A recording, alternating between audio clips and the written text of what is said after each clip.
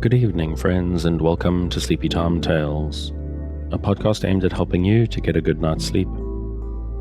This is a podcast where I read old books, sometimes fiction, sometimes non-fiction, in the most boring way I can, to try help slow your spinning mind enough for you to fall asleep in the most natural way possible.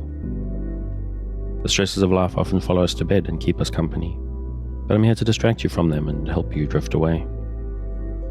But before you do fall asleep, if you find Sleepy Time Tales helpful and you would like to support me, to keep it going out to you and thousands of your fellow insomniacs, please consider signing up on the Patreon at patreon.com/sleepytimetales. If monthly is a bit much, you can also throw a tip in the tip jar, in the Ko-Fi. Both of these are linked in the show notes. Or you can support Sleepy Time Tales without having to do so financially, but just spreading the word. If you know someone who's struggling to sleep, just tell them about it. And that's enough of that. Let's get to the final end of the Ostrogoths in Italy. So snuggle down, close your eyes, breathe deeply and listen closely as I lead you down the path to sleep.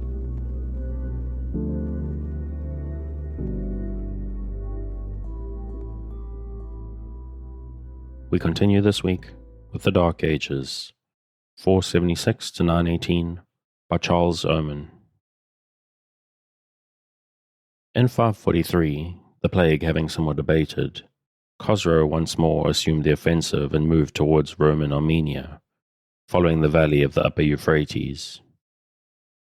But a fresh outbreak of pestilence forced him to turn back, and the Romans were consequently enabled to invade Perse Armenia.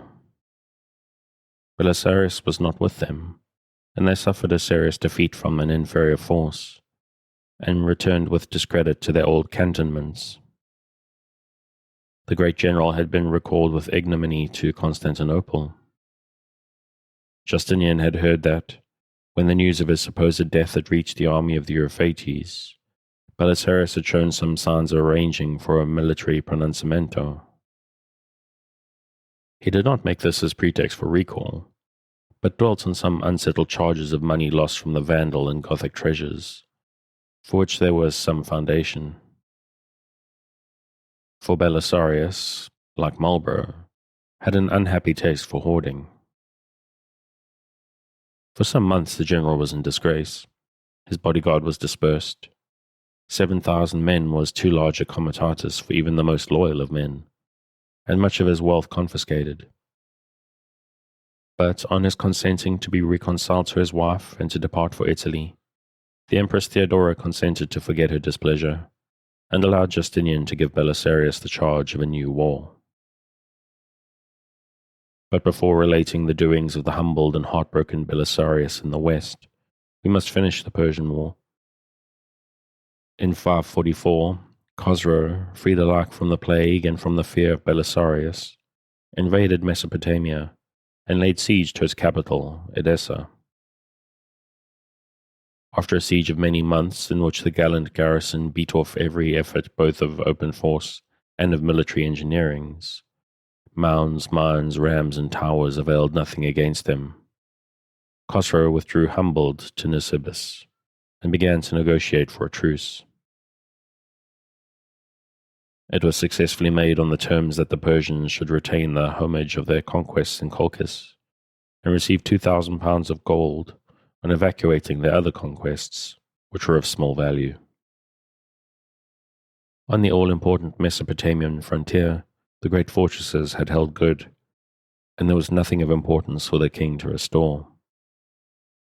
This truce was concluded for 5 years, at the end of which the war was renewed.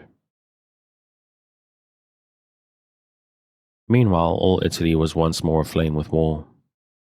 After Ravenna surrendered, and Witigis was held captive to Byzantium, all the Gothic fortresses surrendered save 2, Verona and Pavia, the only towns of northern Italy in which the Teutonic element seems to have outnumbered the Roman. The remnants of the Ostrogoths in Pavia, though they did not number 2,000 men, took the bold step of proclaiming a new king, a warrior named Hildebald, who was the nephew of Theudis, king of Spain, and who promised his uncle's help to his followers. Hildebad's resistance may have been crushed if he had been promptly attacked, but the Roman commanders were occupied in taking over the towns that made no resistance, and in quelling some disorders among their own men. After Belisarius left, there were 5 generals in the peninsula, of whom none was trusted with supreme authority over the rest. Each left to another the task of treading out the last sparks of Gothic resistance, and gradually Hildebad grew stronger as the scattered remnants of the army of Witigis made their way to his camp. When he recovered most of Venetia, the Romans thought him worthy of notice, but he won a battle near Treviso over the army that came against him.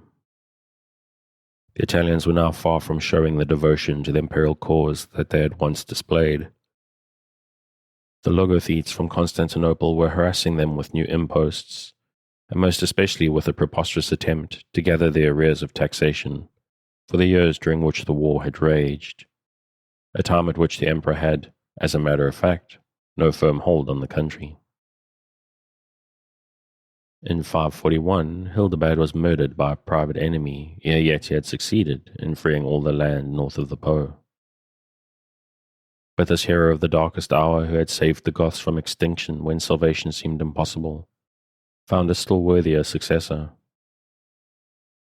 After a few months during which a certain Rugian named Eraric ruled at Pavia, Hildebad's nephew Baduila was raised on the shield and saluted as king.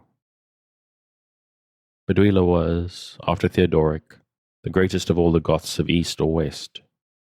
He showed a moral elevation, a single-hearted purity of purpose, a chivalrous courtesy, a justice and piety worthy of the best of the knights of the Middle Ages.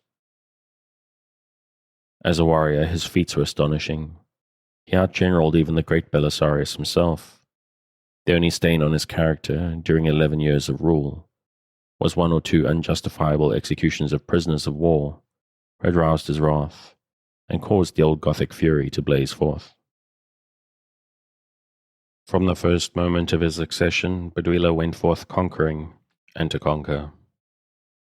The Roman generals, frightened by his first successes, were at last induced to combine. He foiled them at Verona, followed them across the Po, and inflicted on them at Faenza in Emilia a decisive defeat in the open field, though they had 12,000 men to his 5,000. Then, crossing the Apennines, he won all of Tuscany by a second battle on the Mugello near Florence. By these 2 victories, all Italy north of Rome, save the great fortresses, fell into his hands. Rome and Ravenna, with Piacenza in the valley of the Po, and Ancona and Perugia in the center, were left as isolated garrisons, rising above the returning tide of Gothic conquest. All the surviving Goths had rallied under Baduila's banner, and many of the imperial mercenaries of Teutonic blood took service with him when the cities which they had garrisoned were subdued. After conquering Tuscany and Picenum, Baduila left Rome to itself for a space. The memories of its last siege were too discouraging, and spent the year 542 in overrunning Campania and Aquila. The Italians kept apathetically quiet, while the imperial garrisons were few and scattered. In 6 months, South Italy was once more Gothic up to the gates of Oranto, Reggio, and Naples. The siege of the last-named town was Baduila's first exercise in poliorcetics.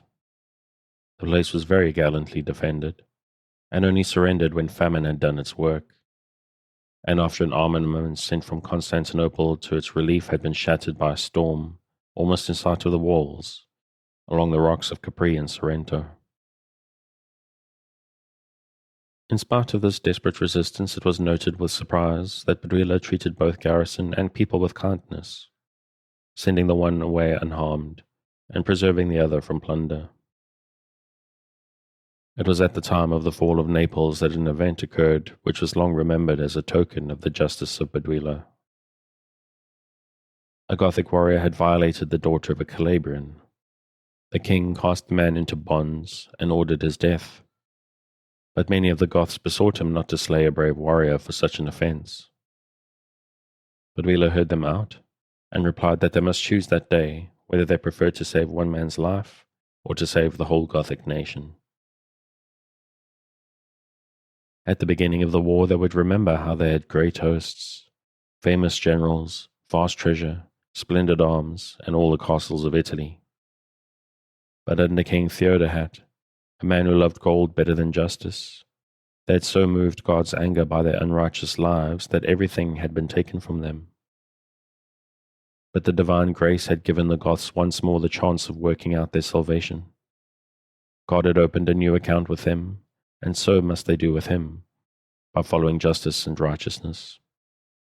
The ravisher must die, and as to being a brave warrior, they should remember that the cruel and unjust were never fully successful in war, for as was a man's life, such was his fortune in battle.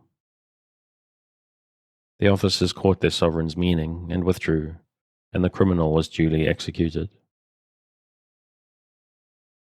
In 542, the year of the plague, Justinian had been able to do little for Italy, but in that which followed, when he heard that Naples had fallen, he determined to send the newly pardoned Belisarius back to the scene of his former glories. Denied the services of his own bodyguard, the great general recruited 4,000 raw troops in Thrace and made ready to return. Bedwila, meanwhile, was besieging Otranto and clearing Apulia of the imperialists. In the next year, the Gothic king and the Roman general came for the first time into contact. Contrary to expectation, it was not Belisarius who had the better of the struggle.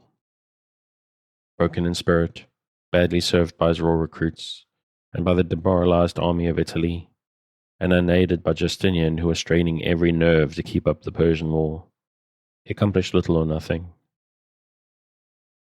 Based on the impregnable fortress of Ravenna, he was able to seize Pesaro and to relieve the garrisons of Osimo and of Otranto, but that was all. Bedwila ravaged Italy unmolested and began to make preparations for the siege of Rome, if he was to be checked, as Belisarius wrote to his master. More men and money to pay them were urgently needed. Justinian could not or would not send either men or money in adequate quantity, and Bedwila was able to invest Rome. Unlike Witigis, he succeeded in barring all the roads and in blocking the Tiber by a boom of spars. Famine was soon within the walls, but the Goths made no attempt at a storm, leaving hunger to do its work. Bessus, the governor of Rome, sought for aid from all sides, and corn ships were sent him from Sicily, but Bedwila seized them all as they were attacking up the Tiber channel. Then Belisarius came round to Portus at the mouth of the river with all the men he could muster, a very few thousands, and endeavored to force his way to Rome by breaking Bedwila's boom and bringing his lighter war vessels up the Tiber. He left his wife, his stores, and his reserves at Portus, sailed up the river, and succeeded, after a hot engagement, in burning the towers which guarded the boom. But in the moment of success, news came to him that the Goths were attacking Portus in his rear, and that his wife and camp were in danger. He turned back, found that the fighting at Portus was only an insignificant skirmish brought on by the rashness of the officer in command there, and so missed his chance of forcing the boom. Disappointment, or the malarial fever of the marshy Tiber mouth, laid him on a bed of sickness next day, and before he was recovered, Rome had fallen. Some of the famished garrison threw open the Asinarian gate at midnight and admitted the Goths, after the siege had lasted 13 months. The blame of the fall of the city rested mainly on the governor Bessus, who doled out his stores with a sparing hand to soldiery and people alike, while he was secretly selling the corn at exorbitant prices to the richer citizens. The troops were starving, yet vast quantities of provisions were found concealed in the general's praetorium. Bedwila gave up the plunder of the city to his long-tried troops, but sternly prohibited murder or violence. By the confession of his enemies themselves, only 26 Romans lost their lives, though 20,000 war-worn troops had poured into the city at midnight, wild for plunder and revenge. The king made the churches into sanctuaries, and the multitudes that gathered in them suffered no harm. Baduila looked upon Rome as the chief lair of his enemies, the home of a faithless people and the snare of the Goths. He resolved neither to make it his capital nor to garrison it, but to make a desert of it. The people were driven out, the gates burnt, and great breaches were made all round the walls of Aurelian. Then he harangued his army, bidding them remember how, in the days of Witigis, 7,000 imperialists had robbed of power and wealth and liberty 100,000 rich and well-armed Goths. By now that the Goths were become poor and few and war-worn, that discomfited more than 20,000 Greeks. The reason was that in the old days they had angered God by their pride and evil living. Now they were humbled and chastened in spirit, and therefore they were victorious. For the future they must remember that if they would have God with them, but if they fell back into their former ways, the hand of heaven would work their downfall. This done, he drew off with his army, leaving Rome desolate, and without a living soul within its walls. For 40 days the imperial city was given up to the wolf and the owl, but at last Belisarius, who still lay at Portus with his small army, marched within the walls, hurriedly barricaded the breaches and the gateless portals, and prepared to hold Rome for a third siege. The Goths had been too slack in casting down the walls, and the hasty repairs of Belisarius made the city once more tenable against any coup de main. In great disgust, Baduila rushed back from Campania and tried to force the barricades. After 3 assaults, he recognized that they were too strong, and retired to central Italy, leaving, however, a strong corps of observation at Tivoli to keep Belisarius from issuing out of the city for further operations. For 2 years more, Belisarius and Baduila fought up and down the peninsula, but the Goth kept the superiority. Though sometimes foiled, he had on the whole the advantage. Belisarius, like Hannibal during the later years of his sojourn in Italy, flitted from point to point with his small army, looking for opportunities to strike a blow, but seldom finding them. Justinian, though now freed from the Persian War, sent no adequate supplies or reinforcements, and seemed content that his general should hold no more than Rome and Ravenna. In 548, Belisarius was recalled on his own or his wife's request. He felt that he could do no more with his inadequate resources. He had lived the desire of glory, and his old age was at hand. Justinian received him with kindness, made him Magister Militum and chief of the imperial guard, and bade him live in peace in Constantinople. The sole check on Baduila was now removed, and in the 4 years that followed, the gallant Goth cleared the whole country, save Ravenna, of the presence of the imperialist soldiery. He retook Rome in 549 and captured or slew the whole garrison. This time, instead of dismantling the city, he determined to make it his capital. He reorganized the Senate, bade the palace be repaired, and celebrated games in the circus as his great predecessor Theodoric had done. It would seem that he now felt himself so strong that he feared no return of the imperialist armies, and lost his old dread of walled towns. He sent embassies to Justinian, bidding the emperor recognize accomplished facts, and return to the old relations that had subsisted between the Goths and the emperor in the happy days of Anastasius and Theodoric. But the stern ruler of the East was immovable. He quietly persisted in the war, and merely began to collect once more an army for the invasion of Italy. The first expedition he placed under Count Germanus, his own nephew, who was looked upon as the destined heir to the empire. But a sudden invasion of Macedonia by the Slavs drew aside Germanus to Thessalonica. He achieved a success over the invaders but died soon after, and his army never crossed the Adriatic. Baduila, meanwhile, was in full possession of Italy. When he found that the armament of Germanus had dispersed, he built a fleet, conquered Sardinia, and then crossed into Sicily and ravaged that island, against whose people the Goths bore an especial grudge for their rebellion and eager reception of Belisarius 15 years before. It was not until 1552 that Bedwila was forced to fight on the defensive once more and protect Italy from the last of the armies of Justinian. This time the emperor had chosen a strange commander-in-chief, the eunuch Narses, his chamberlain, or Propositus Sacri Cubiculi, who had once before been seen in Italy in 538, when he had intrigued against Belisarius. Narses was known as clever, pushing and persistent, but his choice as a general-in-chief was one of those strange appointments of Justinian's, which looked like freaks of folly, but turned out to have been guided by the deepest knowledge of character. Being better trusted than Belisarius, he was better equipped for war. Besides a large detachment of the regular troops of the East, he was allowed to hire no less than 10,000 German auxiliaries from the Danube, Herulds, Lombards, and Gepidae. His whole force must have been more than 20,000 strong, thrice the size of the army that had followed Belisarius. Narses had resolved to turn the head of the Adriatic and advance through Venetia, but while he was executing this long march, he sent a fleet to threaten the east coast of Italy. Orfancone's armada met and defeated the Gothic ships, which Bedwila had brought round to watch the Adriatic.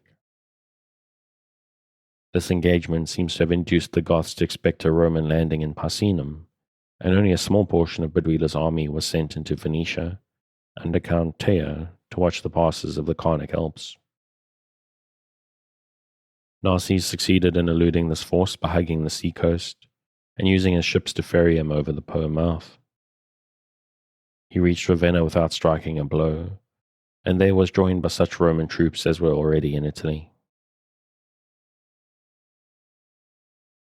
Then, neglecting all the Gothic fortresses, he marched straight on Rome, not by the Flaminian Way, the great road between north and south, for that was held by the Goths, but by following a minor pass up the valley of the river Sena.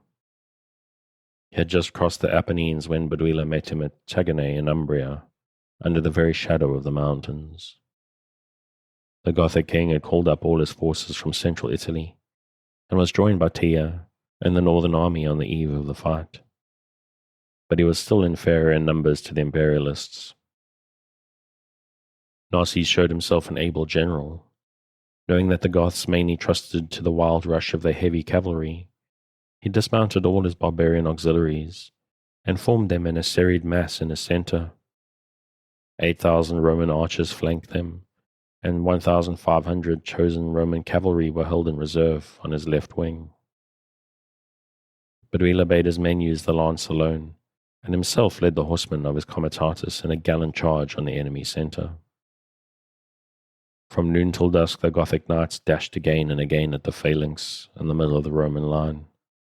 They could not break it, and meanwhile they were shot down in hundreds by the archers on the wings.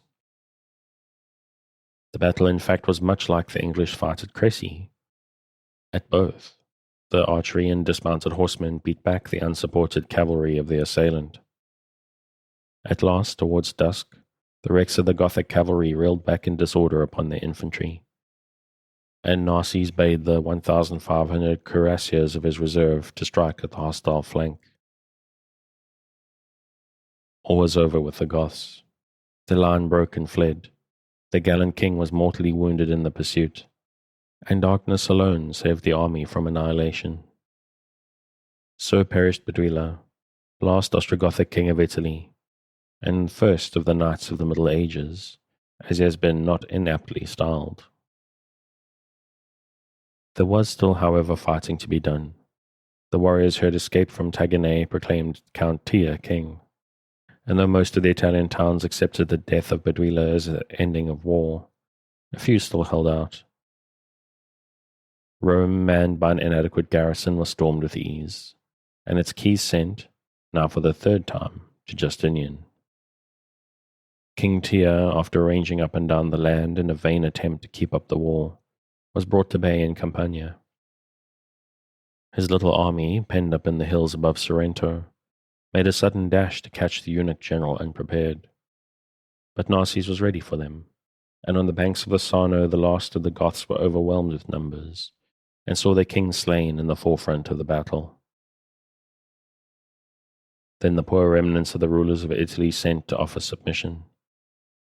They would leave the peninsula with bag and baggage, wife and child, and betake themselves beyond the Alps, if only a free passage was granted to them. So in the autumn of 553, the few remaining Gothic garrisons laid down their arms, gathered together, and disappeared over the passes of the Alps into the northern darkness. We have no tidings of the fate of these last survivors of the great Ostrogothic race. Whether they became the vassals of the Frank, or mingled with the Bavarians, or sought their kinsmen, the Visigoths of Spain, no man can tell. So perished the Gothic kingdom, which had been erected by the genius of Theodoric, by the same fate which had smitten the pirate realm of the Vandals 17 years before.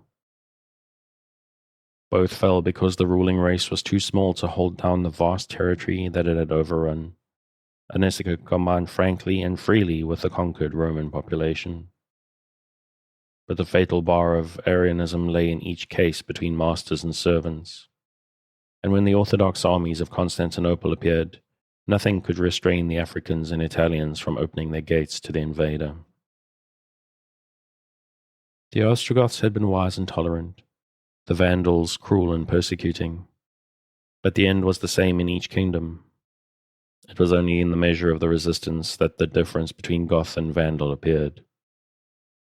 Sunk in coarse luxury and enervated by the African sun, the Vandals fell in 1 year before a single army.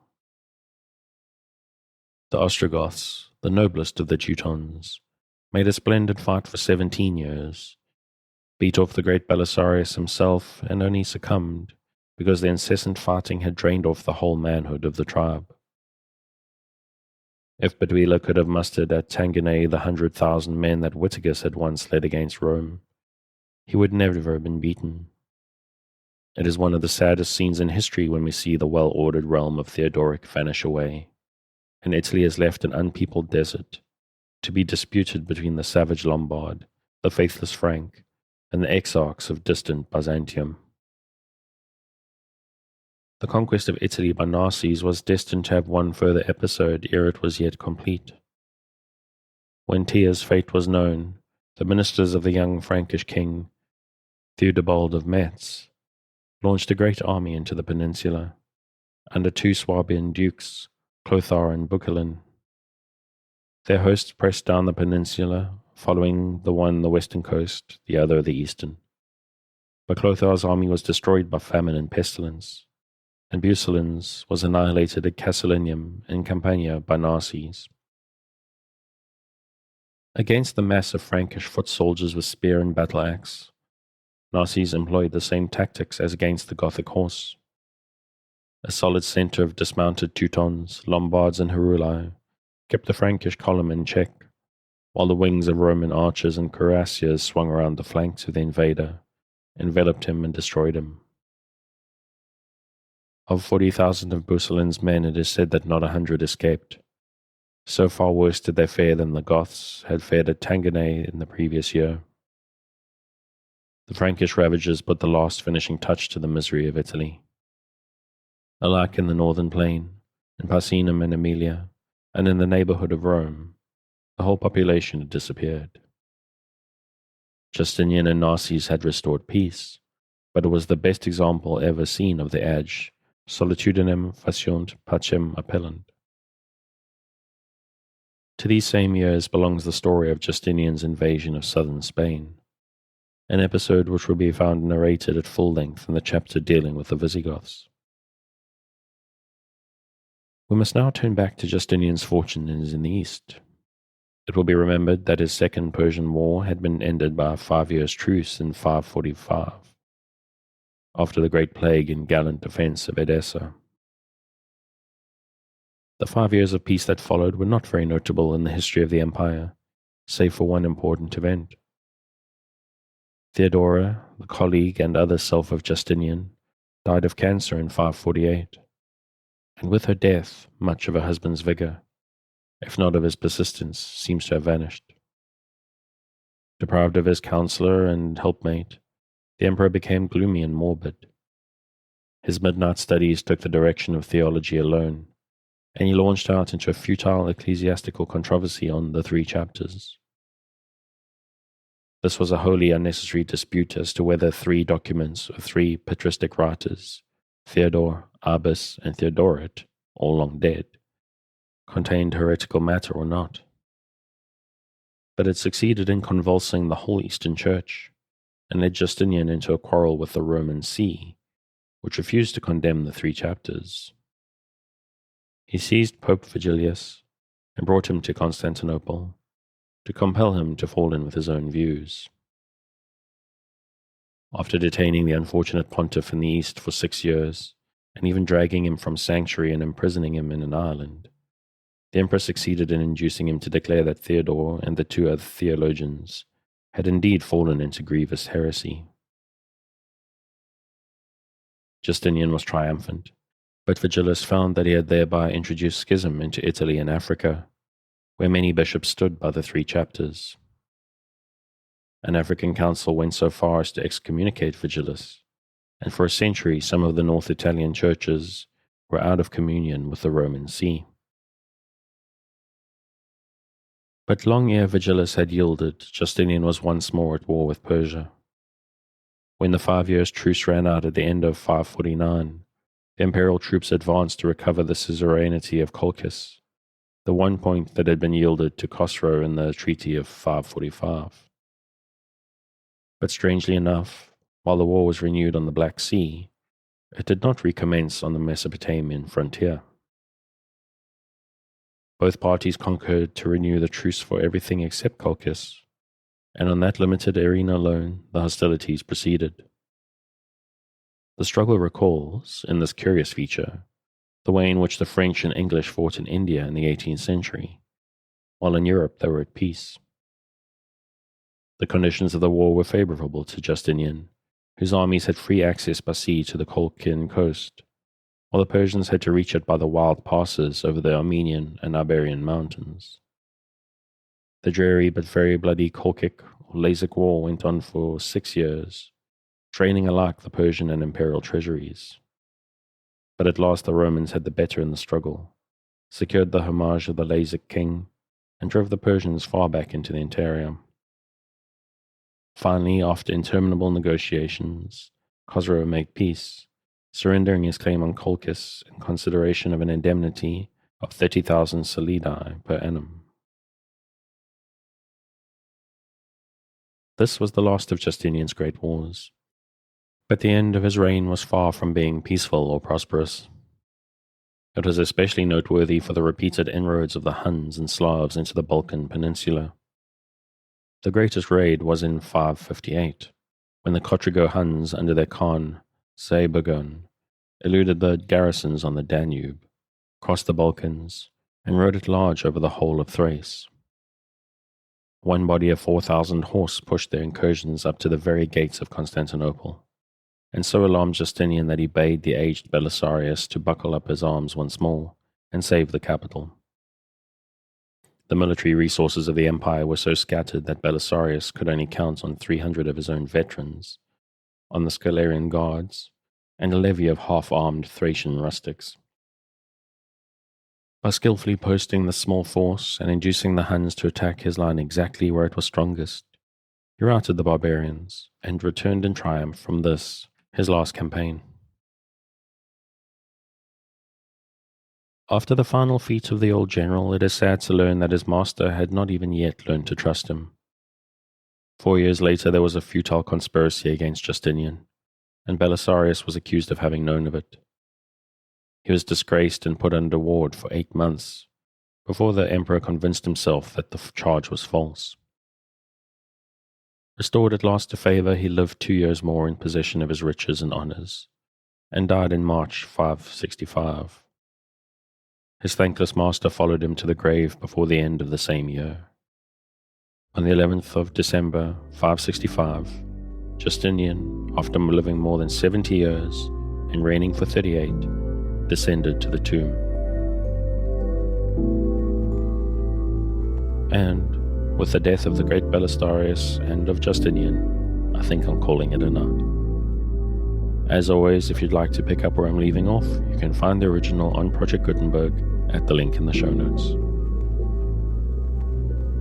Thanks again for joining me on this episode of Sleepy Time Tales, the podcast designed around a bedtime story to help you to get a restful night.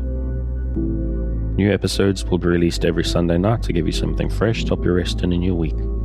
But make sure to follow or subscribe in whatever service you use, so that you get your new episodes whenever they come out. Good night, and sweet dreams.